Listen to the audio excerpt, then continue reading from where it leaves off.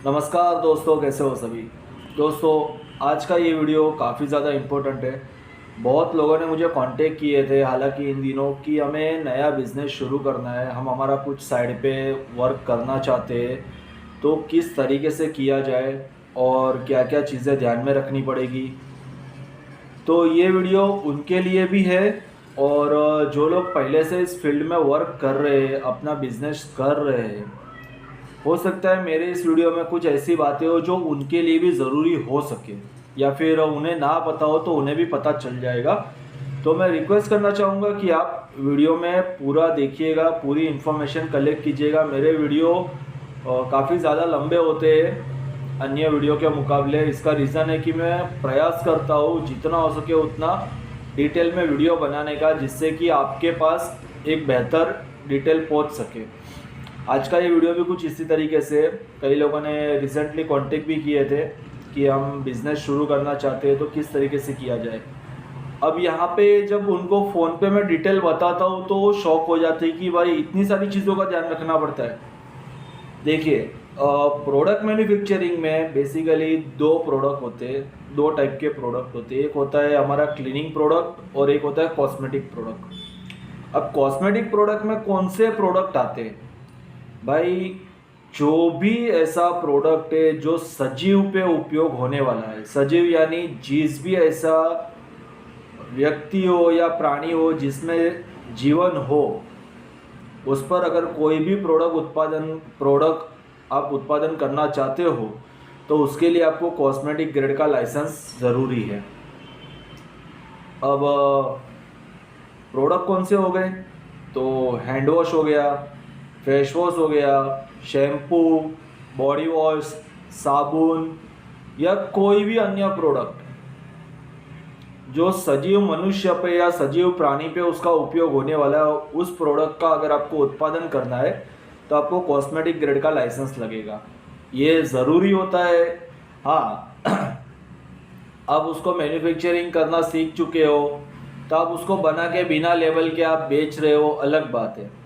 लेकिन फ्यूचर में इसकी ज़रूरत आपको पड़ सकती है। ज़रूरत क्यों पड़ सकती है, इसका रीज़न है कि प्रेजेंट टाइम में देखा जाए तो हर किसी की स्किन एक जैसी नहीं होती है।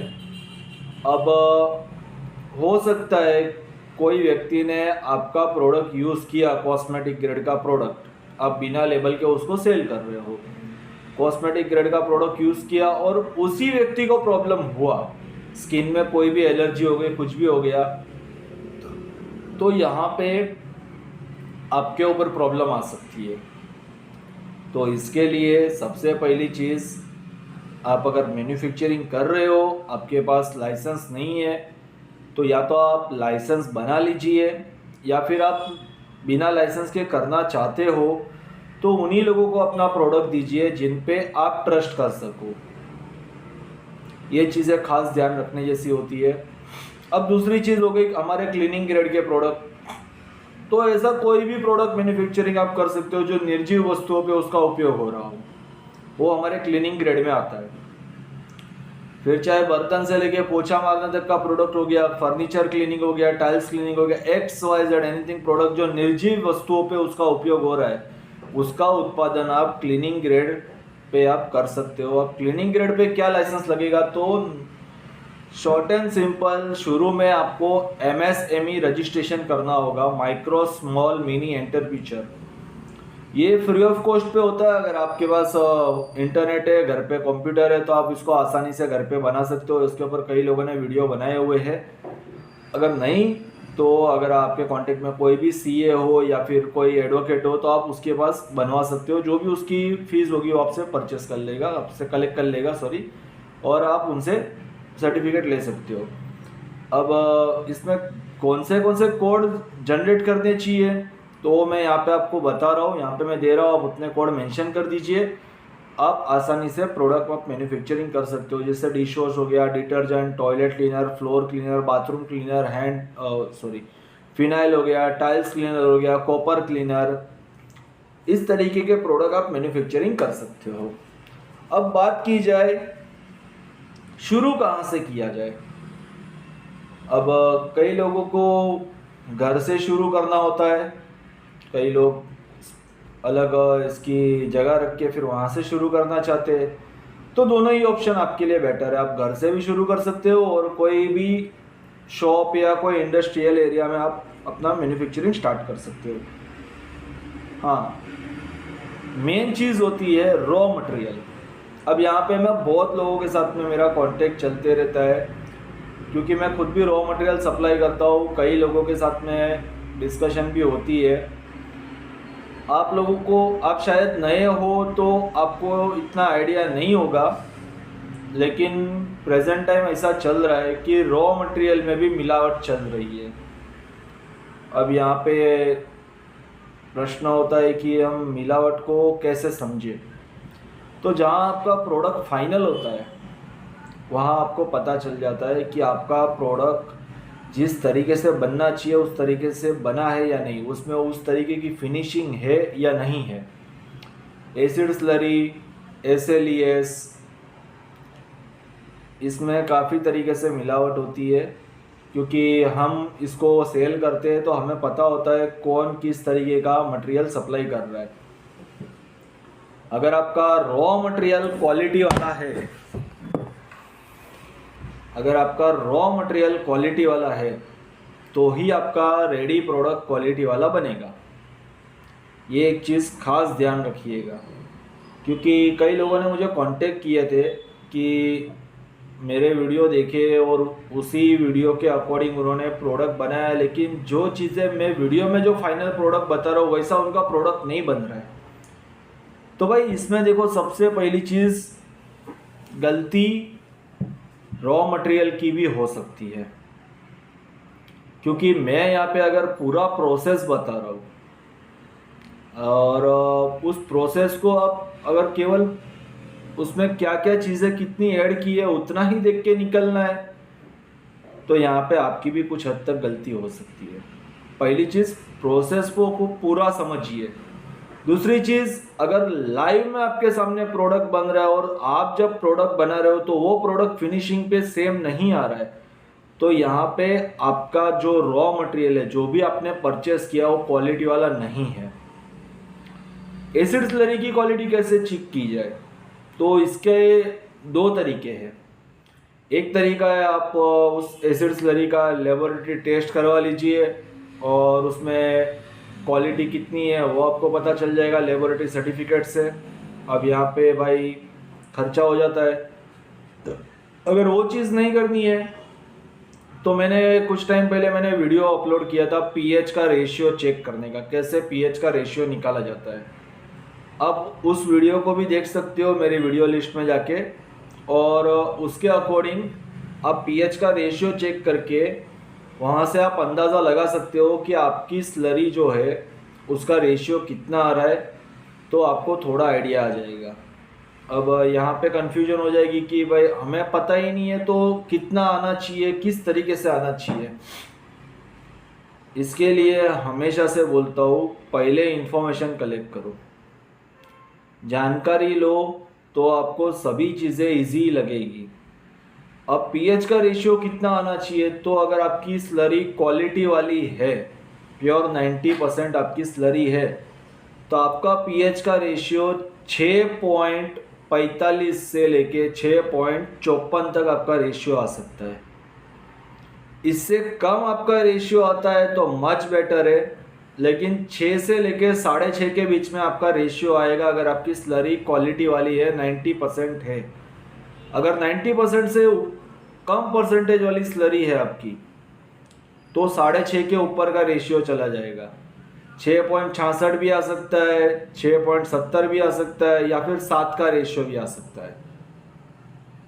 और एक चीज़, एसिड स्लरी का जब भी आप कार्बो ओपन करते हो तो उसमें से एसिड की स्मेल आती है, लेकिन वो माइल्ड स्मेल होती है। इतना नहीं है कि आप दूर से सूंघो और वो नाक में चढ़ जाए, उतनी स्मेल उसकी नहीं आती है। अगर आपके पास एसिड स्लरी है और उसमें अगर उतनी ज़्यादा स्मेल आ रही है तो ये आपकी स्लरी जो है वो ख़राब है, उसमें अलग से एसिड ऐड करके आपको सस्ता दिया गया है। इस चीज़ का ध्यान रखें। ज़रूरत पड़ती है आप 3-4 जगह पे कांटेक्ट कीजिए, स्लरी के या एसएलईएस के, जो भी आपको रॉ मटेरियल चाहिए सभी की आप प्राइस पहले पता कीजिए। इससे आपको आइडिया आ जाएगा कि कहाँ पे कौन से प्राइस पे रॉ मटेरियल मिल रहा है तो कौन सा क्वालिटी वाला होगा। और हमेशा प्रयास कीजिए जो भी कंपनी का मिनिमम पैकेज होता है उसको परचेस करने का, क्योंकि उसमें मिलावट होने के चांसेस कम होते हैं। अब रही बात बोतल पैकिंग, तो बोतल पैकिंग सबसे पहले शुरू में यही प्रयास कीजिए, आपके नज़दीक में जो भी इंडस्ट्रियल एरिया होता है वहाँ पे आप सर्च कीजिए। हर विस्तार में एक इंडस्ट्रियल एरिया में कोई ना कोई प्लास्टिक मैन्युफैक्चरिंग वाला होता है, वहाँ से आप परचेस कीजिए। शुरू में आपको वहाँ से मिल जाएगा, वो सस्ता पड़ेगा क्योंकि आपको कम क्वांटिटी में लेना होता है। किसी अन्य दूर जगह पर से आप परचेस करोगे, वहाँ से आप जब बल्क क्वांटिटी में परचेस करोगे तो ही आपको सस्ता पड़ेगा, क्योंकि वहाँ पे आपका ट्रांसपोर्टेशन कम लगेगा। ये चीज़ ज़रूरी होती है। और ये सारी चीज़ें हो गई, लाइसेंस भी हो गया, मैन्युफैक्चरिंग प्रोसेस भी हो गया। अब बात करते हैं इन्वेस्टमेंट की। कई लोगों के वीडियोस के थंबनेल होते हैं 2000 में बिजनेस शुरू करो, 5000 में शुरू करो, इस तरीके से नहीं होता है। कोई भी एक प्रोडक्ट आप अगर शुरू करना चाहते हो, नए से नया स्टार्टअप आप करना चाहते हो, तो एवरेज पर इंग्रेडिएंट्स 5 से 6 हज़ार रुपया आप एवरेज पकड़ के चलिए। अब मान लीजिए कोई एक प्रोडक्ट आप बना रहे हो, उसके अंदर 4 इंग्रेडिएंट्स यूज हो रहे, अलग अलग इंग्रेडिएंट्स यूज हो रहे, तो पर इंग्रेडिएंट्स आप 5 से 6 हज़ार पकड़ के चलिए, तो 4 इंग्रेडिएंट्स का हो गया 20 से 25 हज़ार रुपया। सही है। तो इतना इन्वेस्टमेंट कम से कम लगता है।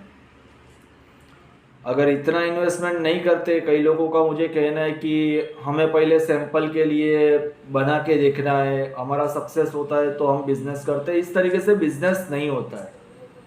अगर आप बिजनेस करना चाहते हो तो पहले खुद को प्रिपेयर करो कि नहीं हमें करना है और हम आगे बढ़ेंगे, तब जाके बिजनेस शुरू होगा। नहीं मैं पहले प्रयास करके देखूँ, अगर मेरा सक्सेस होता है तो फिर मैं आगे बढ़ूँ, इसका सीधा सीधा मतलब है आपको अपने ऊपर ही विश्वास नहीं है। तो जब अपने ऊपर विश्वास नहीं है तो आप आगे कैसे काम करोगे। प्रोडक्ट बनाना कोई बड़ी बात नहीं होती है, बड़ी बात होती है उसको सेल करना। मोस्ट इंपॉर्टेंट पॉइंट होता ही है आपके पास मार्केटिंग स्किल अच्छी होनी चाहिए। नहीं है तो मार्केटिंग स्किल भी बनाओ, क्योंकि बिना मार्केटिंग के आप प्रोडक्ट मैन्युफैक्चरिंग करके कर भी क्या लोगे। आप प्रोडक्ट बनाना सीख गए, 500 किलो या 1000 किलो आपने माल बना लिया, आप उसको बेच ही नहीं पाए तो क्या करोगे। तो साथ ही साथ अपनी मार्केटिंग स्किल को भी डेवलप करो। अपने ग्रुप कॉन्टेक्ट में ही पहले थोड़ा थोड़ा प्रैक्टिस करो, डिस्कस करते जाओ, भाई मेरा ये प्रोडक्ट है, मैं इसने बनाया है, मैंने, आप यूज़ करके देखो। अपनी मार्केटिंग स्किल को भी साथ में डेवलप करो, क्योंकि वो आपको मोस्ट इम्पोर्टेंट ज़रूरी है। केवल प्रोडक्ट बनाना ज़रूरी नहीं होता, इन्वेस्टमेंट हर एक चीज़ों पे होता है। और हमेशा सबसे पहले प्रयास कीजिए अपने आप को प्रिपेयर करने का कि मुझे ये बिज़नेस करना है तो मुझे इसको पूरी तरीके से लड़ ही लेना है। और कोई भी बिजनेस हो, ये कोई 1 दिन 2 दिन या 1 आध महीने का काम नहीं होता। किसी किसी के नसीब अच्छे होते हैं तो भाई शुरू करने के साथ उसका अच्छा खासा जम जाता है। बाकी ज़्यादा करके लोग, या यूँ कह दो 99% लोगों का स्ट्रगल होता ही है।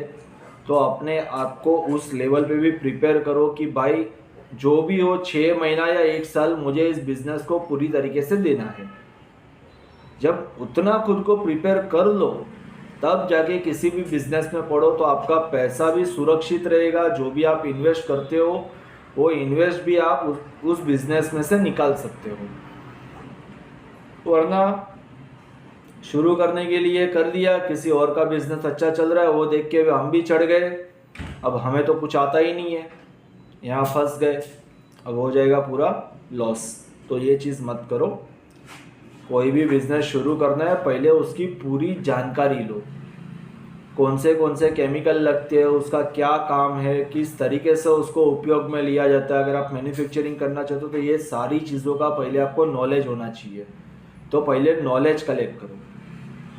जब आपके पास पूरा नॉलेज होगा उसके बाद आपके कोई भी काम करना हो आपके लिए ईजी हो जाएगा। अगर नॉलेज नहीं है तो आप किसी पे भी डिपेंडेबल हो, सामने वाला आपको जो भी चीज़ देगा, जो भी बात बताएगा आप उसको मान लोगे, क्योंकि आपके पास जानकारी नहीं है।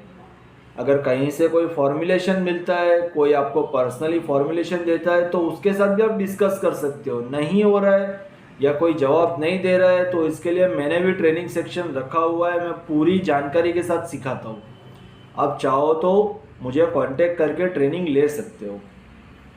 हमेशा जो भी काम किया जाता है पहले उसकी पूरी जानकारी ली जाती है कि इसमें अभी डिश वॉश है।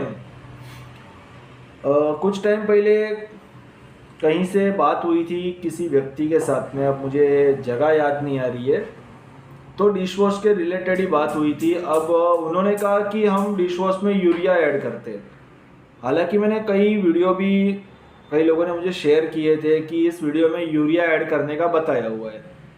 तो मैंने सिंपल एक प्रश्न किया कि आप अपने प्रोडक्ट में यूरिया का उपयोग क्यों करते हो, आप डिश वॉश में यूरिया का उपयोग क्यों करते हो। अब वहाँ पे उन्होंने कहा कि भाई हमें नहीं पता है, हमने तो बस कहीं से फॉर्मूला मिला तो हम उसका उपयोग कर रहे हैं। तो इस तरीके से नहीं होता है। आपको प्रोडक्ट बनाना है तो प्रोडक्ट मैन्युफैक्चरिंग में जो भी इंग्रेडिएंट्स लगते हैं उसका क्या काम है उसके बारे में आपके पास जानकारी होना ज़रूरी है। नहीं है तो जानकारी निकालो, उसके बाद फिर कोई भी रॉ मटेरियल परचेस करो। क्योंकि कई लोग मुझे रॉ मटेरियल परचेस के लिए मुझे लिस्ट भी भेजते और साथ में प्रोडक्ट के नाम भी भेजते कि हमें ये प्रोडक्ट बनाना है, इतने इंग्रेडिएंट्स चाहिए। तो सामने मेरा भी प्रश्न होता है कि ये इंग्रेडिएंट्स आपको क्यों चाहिए। अब उनका कहना होता है भाई उसका क्या काम है वो हमें नहीं पता, हमारे पास तो बस फॉर्मूला है तो उसमें लिखा हुआ है ये इंग्रेडिएंट्स ऐड करना है इसलिए हमने रिक्वायरमेंट किया। तो इस तरीके से नहीं होता है, आपका बेफिजूल का इन्वेस्टमेंट होगा और कुछ नहीं। क्योंकि कुछ इंग्रेडिएंट्स ऐसे होते हैं जो आपको सैंपल में 1 किलो या 5 किलो में आपको मिल जाता है। कुछ इंग्रेडिएंट्स आपको उसकी जो भी कंपनी की पैकिंग होती है 20 किलो 25 किलो या 50 किलो वही आपको परचेस करनी पड़ती है। तो इस तरीके से मत कीजिए, पहले आप पूरी जानकारी लीजिए, उसके बाद बिजनेस शुरू करने में आगे बढ़िए। चाहे कोई भी प्रोडक्ट आपको बनाना हो, ऐसा नहीं है कि आपको नया बिजनेस शुरू करना है। अगर आप बिजनेस कर रहे हो और उसमें भी आपको कोई नया प्रोडक्ट ऐड करना है, कोई नया प्रोडक्ट मैन्युफैक्चरिंग करना है, तो उस प्रोडक्ट के बारे में भी पूरी जानकारी लीजिए पहले कि उस प्रोडक्ट को मैन्युफैक्चरिंग करके सेल करने के लिए आपको कोई अन्य लाइसेंस की ज़रूरत पड़ेगी या नहीं पड़ेगी, उसमें कौन कौन से इंग्रेडिएंट्स यूज़ होंगे, उन इंग्रेडिएंट्स का क्या काम है, उसको किस तरीके से उपयोग में लिया जाता है, ये सारी चीज़ों के बारे में पहले आप जानकारी लीजिए, उसके बाद आप शुरू कीजिए। खैर ये वीडियो भी काफ़ी लंबा हो चुका है तो मैं फ़िलहाल यहीं तक ही डिस्कस कर रहा हूँ, फिर मैं आगे मिलूँगा कोई नए टॉपिक के साथ में, कुछ नई जानकारी दूंगा आपको। फॉर्मुलेशन तो मिलते रहते हैं, फॉर्मुलेशन तो आते भी रहते हैं, बदलते भी रहते हैं, समय के साथ सारी चीज़ों को बदलना भी पड़ता है, लेकिन ज़रूरी होती है इन्फॉर्मेशन, क्योंकि उसके बिना कोई भी चीज़ काम की नहीं होती है। फॉर्मुलेशन आज कोई एक पर्टिकुलर फार्मूला है, फ्यूचर में अगर रॉ मटेरियल की प्राइस बढ़ गई है तो आपको उस फार्मूले में भी बदलाव करने पड़ सकते हैं, अन्यथा आपकी कॉस्टिंग बढ़ जाएगी। तो फॉर्मुलेशन ज़्यादा इम्पोर्टेंट नहीं होते, इम्पोर्टेंट होती है इन्फॉर्मेशन। तो प्रयास कीजिए सबसे पहले जानकारियाँ कलेक्ट करने का, इन्फॉर्मेशन कलेक्ट करने का, क्योंकि वही आपको काम लगेगी। अगर मेरी इस वीडियो में आपको कुछ आपके लिए कुछ हेल्पफुल आपको इन्फॉर्मेशन मिली हो तो भाई वीडियो को लाइक कर दीजिएगा, और ये वीडियो अगर आपने पहली बार देखा है तो चैनल को सब्सक्राइब कर दीजिएगा। और अगर आपको ट्रेनिंग लेनी है तो दिए हुए नंबर पे मुझे कांटेक्ट करके आप ट्रेनिंग ज्वाइन कर सकते हो। धन्यवाद।